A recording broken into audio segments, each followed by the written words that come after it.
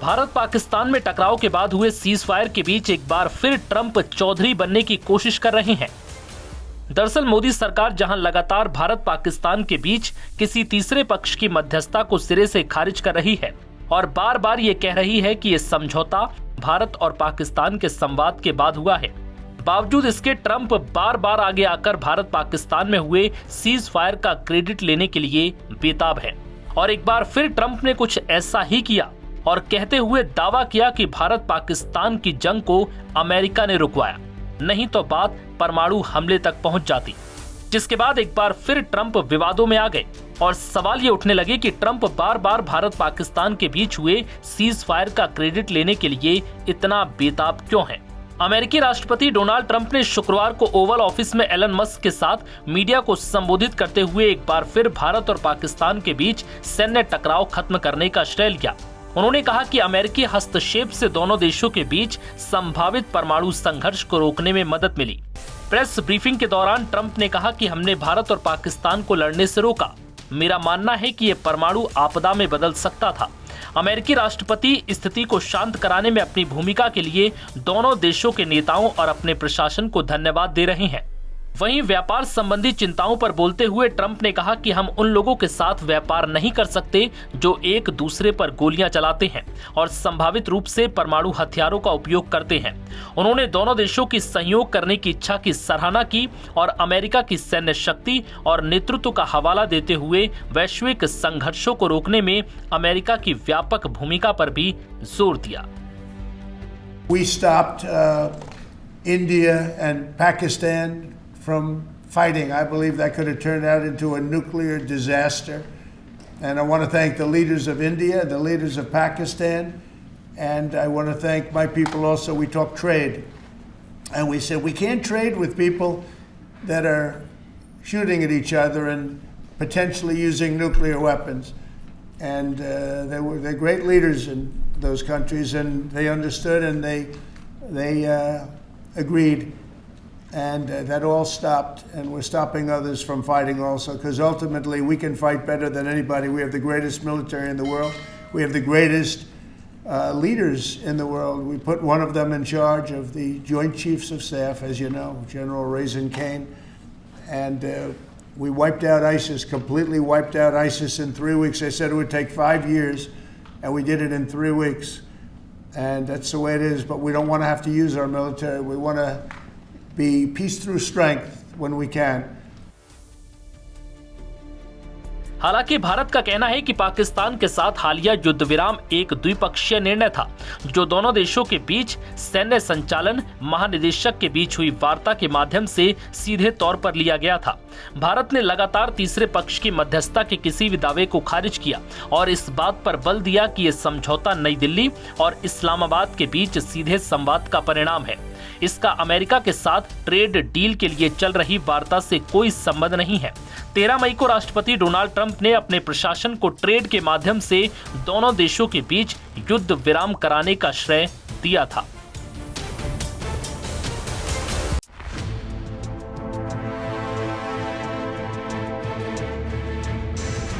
Tariff को लेकर अमेरिकी राष्ट्रपति डोनाल्ड ट्रंप के तेवर कम होने का नाम नहीं ले रहे और इसी बीच उन्होंने चीन को एक और बड़ा झटका दे दिया।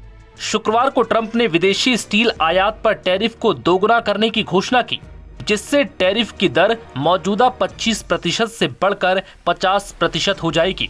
उन्होंने कहा कि इस टैरिफ का उद्देश्य अमेरिकी इस्पात उद्योग को बढ़ावा देना है। उन्होंने ये कदम ऐसे समय पर उठाया है जब अमेरिका और चीन के बीच महत्वपूर्ण खनिजों और टेक्नोलॉजी के ट्रेड में तनाव चरम पर है। पेंसिल्वेनिया में यूएस स्टील के मॉन वैली वर्क्स इरविन प्लांट में बोलते हुए डोनाल्ड ट्रंप ने कहा, टैरिफ में इस बढ़ोतरी से घरेलू इस्पात उत्पादकों को संरक्षण मिलेगा और अमेरिकी विनिर्माण को मजबूती मिलेगी। ट्रंप यहीं नहीं रुके, उन्होंने ये भी कहा कि अमेरिका का भविष्य शंघाई के घटिया स्टील पर नहीं बल्कि पिट्सबर्ग की ताकत और गौरव पर आधारित होना चाहिए। इसी कड़ी में ट्रंप ने शुक्रवार को ऐलान किया कि अमेरिका अब स्टील आयात पर टैरिफ 25% से बढ़ाकर 50% करेगा। उन्होंने कहा कि यह फैसला अमेरिका की स्टील इंडस्ट्री को और मजबूत करेगा, साथ ही विदेशी कंपनियों पर दबाव भी बढ़ेगा। बता दें कि अमेरिका के आवास, ऑटोमोटिव और निर्माण जैसे उद्योग इस्पात पर अत्यधिक निर्भर है। टैरिफ बढ़ने से इन क्षेत्रों में लागत बढ़ सकती है, जिससे उत्पादों की कीमतें भी ऊपर जा सकती हैं। इससे उपभोक्ताओं पर अतिरिक्त बोझ पड़ सकता है। हालांकि टैरिफ बढ़ाने के फैसले से चीन, कनाडा, यूरोप से आयात पर भरोसा कम हो जाएगा। अगर प्रस्तावित टैरिफ वृद्धि लागू की गई तो इससे आवास, मोटर वाहन और निर्माण क्षेत्र समेत उद्योगों की लागत बढ़ सकती है, जो इस बात पर बहुत अधिक निर्भर है। ये घोषणा ट्रंप द्वारा मजबूत व्यापार सुरक्षा के लिए लगातार किए जा रहे आह्वान के बीच की गई। सरकारी आंकड़ों के अनुसार अमेरिका में 2018 में स्टील पर पहली बार टैरिफ लगाए जाने के बाद से स्टील उत्पादों की कीमतों में लगभग 16% की वृद्धि हुई है। ट्रंप ने कहा कि जापान स्थित निप्पॉन स्टील से जुड़े प्रस्तावित निवेश सौदे के तहत यूएस स्टील एक अमेरिकी कंपनी बनी रहेगी। इस स्टील के बारे में जानकारी रखने वाले अमेरिकी सांसदों के अनुसार Japan company Nippon steel America की सार्वजनिक क्षेत्र की कंपनी यूएस स्टील का अधिग्रहण करेगी और पेंसिल्वेनिया, इंडियाना, अल्बामा, अरकानसास और मिनेसोटा में इसके परिचालन में अरबों डॉलर का निवेश करेगी। हालांकि समझौते के बारे में स्पष्टता की कमी ने संदेह को बढ़ावा दिया है। इस अधिग्रहण के लंबे समय से आलोचक रहे यूनाइटेड स्टील वर्कर यूनियन ने सवाल उठाए कि क्या रिपोर्ट किए गए बदलाव निप्पॉन की मूल योजनाओं से कोई बड़ा बदलाव दर्शाते हैं। वहीं यूनाइटेड स्टील वर्कर यूनियन ने एक बयान में कहा है कि निप्पॉन ने लगातार कहा है कि वो यूएस स्टील के कारखानों में तभी निवेश करेगा जब कंपनी का पूर्ण स्वामित्व उसके पास होगा। उन्होंने कहा कि पिछले कुछ दिनों में हमें ऐसी कोई रिपोर्ट नहीं मिली जिससे ये संकेत मिले कि निप्पॉन स्टील ने इस स्थिति से पीछे हटने का फैसला किया है। डोनाल्ड ट्रंप के दावे के विपरीत अगर निप्पॉन स्टील को यूएस स्टील का मालिकाना हक मिलता है तो यूएस स्टील अमेरिकी कंपनी नहीं रह जाएगी।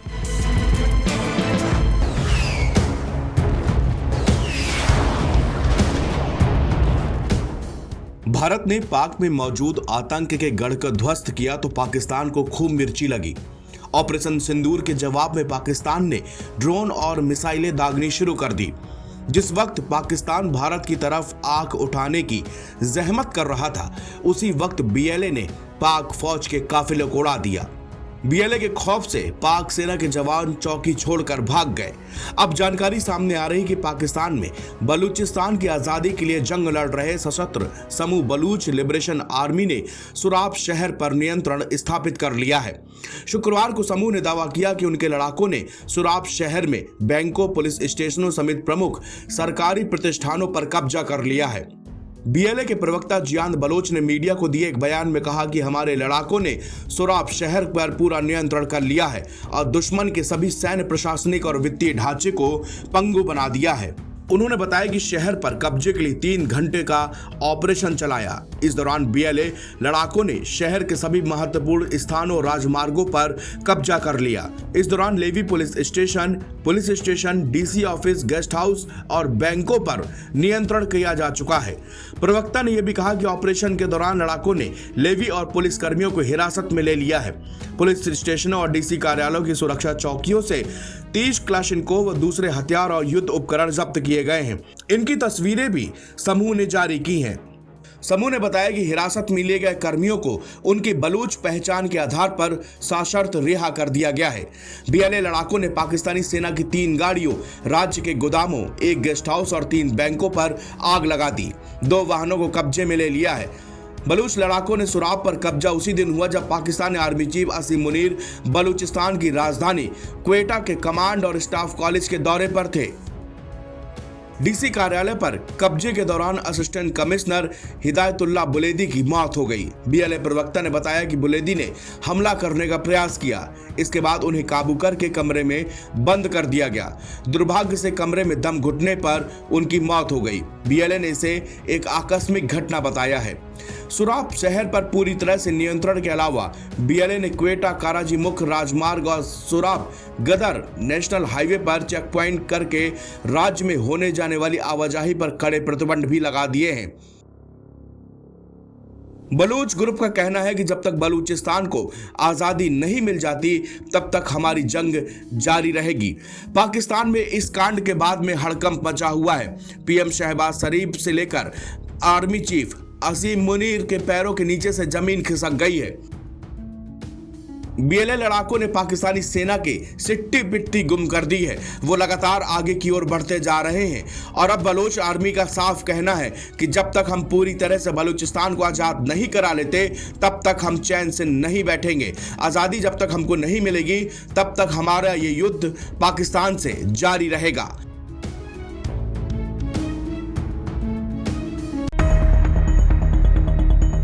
राजस्थान बोर्ड ने 5वीं क्लास का रिजल्ट जारी कर दिया है। इसी के साथ करीब 14 लाख से ज्यादा छात्रों का इंतजार खत्म हो गया।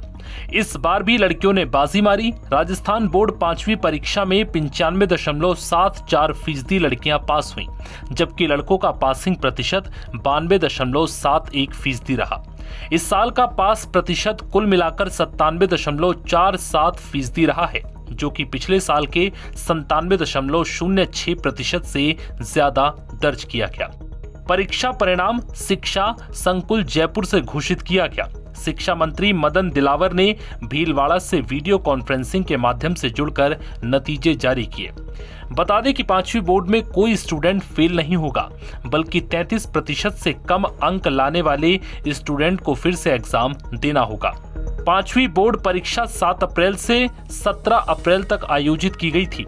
परीक्षा में कुल 13,30,000 से ज्यादा अभ्यर्थियों ने रजिस्ट्रेशन किया था। शिक्षा विभागीय परीक्षा कार्यालय बीकानेर हर साल 5वीं कक्षा की परीक्षा बोर्ड परीक्षा के पैटर्न पर कराता है। 5वीं के बोर्ड के स्टूडेंट को इस बार भी ग्रेड सिस्टम मिला है। जो स्टूडेंट 81 से 100% तक अंक लेकर आए हैं उन्हें ए ग्रेड मिला है। इसी के साथ 61 से 80% तक अंक लाने वालों को बी ग्रेड, 41 से 60% तक अंक लाने वालों को सी ग्रेड मिला है। वहीं जिन स्टूडेंट्स के 33 से 40% मार्क्स हैं उन्हें डी ग्रेड दिया गया है। वहीं 32 या इससे कम प्रतिशत वाले विद्यार्थियों को ई ग्रेड मिला है। राजस्थान 5वीं बोर्ड रिजल्ट में जिन स्टूडेंट्स को ई ग्रेड मिला है उनको फिर से परीक्षा देनी होगी। इस परीक्षा में पास नहीं होने पर अगली क्लास में प्रमोट कर दिया जाएगा।